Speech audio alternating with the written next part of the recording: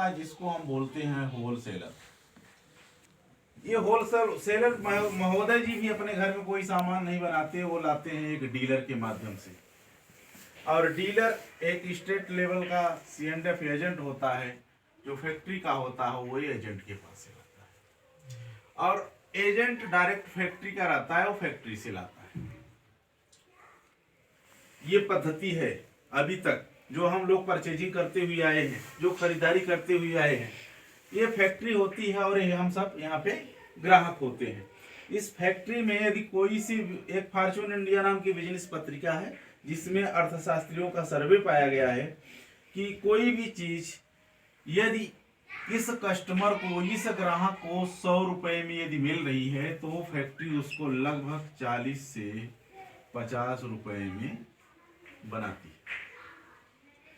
अब फैक्ट्री 40 से 50 में बनाई, लेकिन इस ग्राहक को आते आते यहाँ पे 100 रुपए की मिलती है। उसके अलावा ये सब लोग जो हैं, ये क्या कर रहे हैं, सामान को, प्रोडक्ट को प्रमोट कर रहे हैं।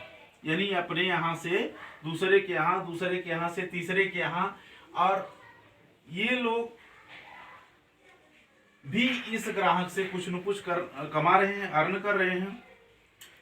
लेकिन फैक्ट्री कोई भी सामान जब बनाती है तो लोगों को पता कैसे चले, उसके लिए एक विज्ञापन करवाती है, जिसको हम बोलते हैं एडवर्टाइज।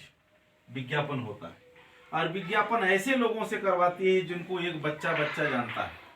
अमिताभ बच्चन, ऐश्वर्या राय, सचिन तेंदुलकर, ऐसे लोगों को कंपनियां पकड़ती हैं और अपने प्रोडक्ट का विज्ञापन करवाती हैं, चाहे वो उस प्रोडक्ट का उपयोग कर रहे हैं, अदरवाइज नहीं।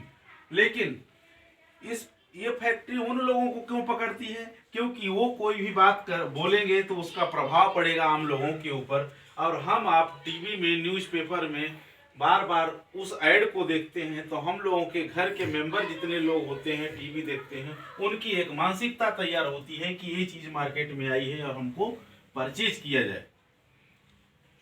तो इस विज्ञापन में भी भारी भरकम कंपनी पैसा खर्च करती है, लेकिन ये सारे के सारे तामझाम किसके ऊपर आने वाले हैं? इस ग्राहक के ऊपर आने वाले हैं। यानी ये ग्राहक यहाँ 100 रुपए देता है और फैक्ट्री के पास सीधे 50 रुपए जाता है। यानी 50% पैसा कहाँ जा रहा है? इन चंद बिचौलियों के बीच में, ये सारे लोगों के बीच में। अब सोचिए कि हम जो काम कर रहे हैं, यानी 8 घंटे के हम ड्यूटी कर रहे हैं, तो 4 घंटे का वर्क का पैसा इन लोगों को दे रहे हैं, जाने अनजाने में। हम मार्केट में यानी एक साल में लाखों का सामान खरीद के लाते होंगे अपने घर की चीजों में, यानी लाखों में से 50,000 रुपए इन लोगों को दे रहे हैं। और इस तरह के लोग दुनिया में 80% हैं, और इस तरह के लोग दुनिया में 20% हैं। यानी अगर देखा जाए तो ये 80% लोग इन 20% लोगों के लिए काम कर रहे हैं। यानी वो कैसे? अब आज इस पद्धति से हमारे दादा पिताजी खरीदारी किए, हम भी कर रहे हैं।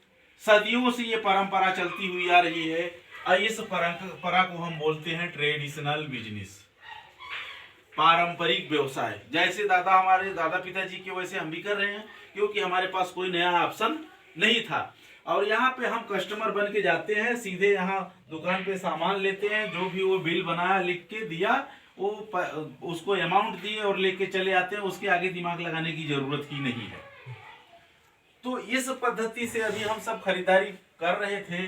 तो इस 80% जो ग्राहक इस तरह के लोग हैं, इनकी पूरी होती है जरूरत, और इस तरह के लोग जो हैं 20% वाले, इन लोगों की पूरी होती है चाहत।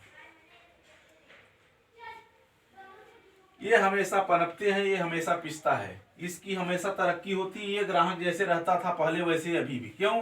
कारण ये है कि जितनी इसकी पेमेंट बढ़ेगी, तनख्वाह बढ़ेगी, उतना इधर महंगाई हो जाएगी। इन लोगों को